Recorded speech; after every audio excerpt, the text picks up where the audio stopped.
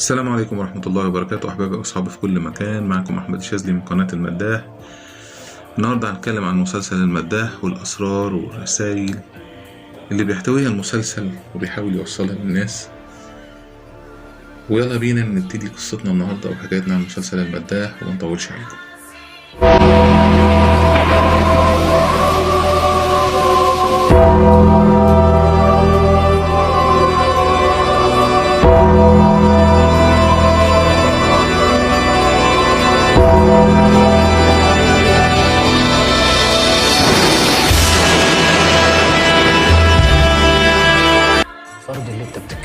ليه مسلسل المداح أخطر مسلسل اتعرض على الشاشات العربية؟ مسلسل المداح مش مجرد مسلسل مصنف على إنه رعب بيحكي عن ساحر تائب بيطارد مجموعة من الشياطين، ولكنه مسلسل بيكشف لنا إزاي العالم دلوقتي بتحكمه الجماعات اللي بتمهد لظهور الدجال، وبيكلمنا عن فتنة عظيمة قربت تحصل في الأرض. طبيعي لما يكون في مسلسل بيكشف مخططات سرية مرعبة كده، وبيكلمنا عن محاولات هدم الدين واستخدام الموسيقى والترددات لجلب الشياطين وحكم الدجال الأكبر إنه يحصل عليه هجوم غير طبيعي بالشكل ده. وأنا النهاردة قررت أخدك في رحلة سريعة لكنها مرعبة مع حلقة من حلقات مسلسل المداح. يلا بينا نبتدي. أنا هسألك سؤال. كاسيا واحدة من شياطين الإنس باعت روحها للدجال، وقدر الدجال يوهمها إنه الأقوى وإن الحياة والموت في إيده والعياذ بالله، وإن الفريق بتاعه هو الكسبان. ولأن كاسيا من البداية عندها استعداد للشر، قررت تكون في فريق الدجال. المرعب كمان إن اسم كاسيا هو اسم شجرة مقدسة عند الماسون جماعة الدجال. وكمان كاسيا كانت ترنيمة بتستخدم لتحية أمون رع في مصر القديمة، ومعنى اسم أمون رع هو الخفي اللي محدش بيشوفه.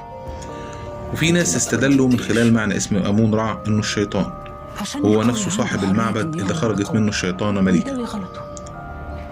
كاسيا اسم شيطاني بيستخدم لتمجيد الشيطان، وده فيه إشارة على إن كاسيا واحدة من أهم خدام الدجال والشيطان.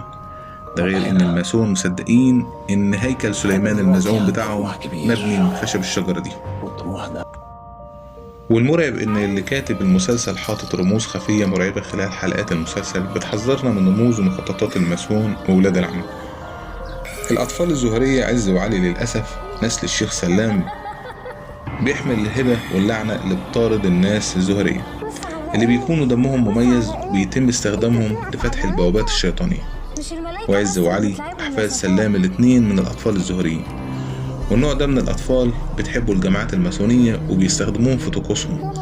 ومش بس بيكون مصير الأطفال دي الموت، لكن أحيانا بيتم تعذيبهم لأطول فترة ممكنة، لأن بيكون ده طاقة سلبية بتحبها الشياطين جدا وتستجيب ليه. في ناس كتير بتقول إن اللي حصل للطفل ريان في المغرب كان واحد من الطقوس دي، وإن العالم بعدها مرجعش زي الأول. وللأسف حسن بغبائه كان هيخلص على ابنه بإيده. من الجايز إن زين يكون كان محتفظ بعلي مش بس علشان يفهم منال ورحاب إن حسن وعيلته مش كويسين، وإنما كان ليه غرض يستخدم الطفل في فتح بوابة جديدة. لكن لحسن الحظ إن صابر قدر يشوف اللي حصل وراح على مكان علي وقدر ينقذه. الورث صقر 3 يمامات. رحلة صابر لورثه بتبدأ من عند الصقر، وده كان إشارة إنه يروح لأمنة السقارة اللي فقدت بناتها كلهم وجوزها أصبح ممسوس.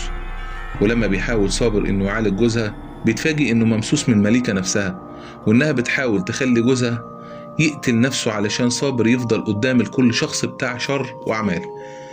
لكن المداح بيقدر يواجه مليكة من خلال الخاتم، وبينقذ عيلة جديدة من شر سميح وأعوانه. وزي ما عمل الشر بيعمل طاقة سلبية بتقوي الشياطين، عمل الخير بيعمل طاقة إيجابية بتقوي برضه الشخص النوراني اللي زي صبر.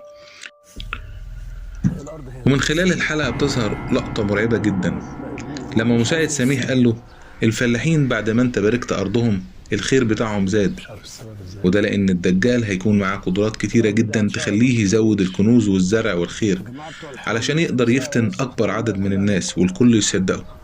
وزي ظهور الجن المتجسد في شكل قطة سودة اللي كانت واقفة قدام بيت الشيخ جميل عشان تمنعه من الصلاة، لأن أول طريق الضلال البعد عن الصلاة والعبادة. وبهنا أحبابي وأصحابي في كل مكان نكون وصلنا لنهاية قصتنا وحكايتنا النهاردة عن مسلسل المداح والرسائل اللي بيوصلها للناس الرسائل التحذيرية اللي بيوصلها عن فتنة أكيد جاية عاجل أم آجل، فلازم كلنا نحذر منها، وربنا يستر علينا جميعا يا رب، واللي جاي يكون أفضل بإذن الله. أتمنى أن أكون قدمت لكم حلقة مفيدة النهاردة. كان معكم أحمد الشاذلي من قناة المداح.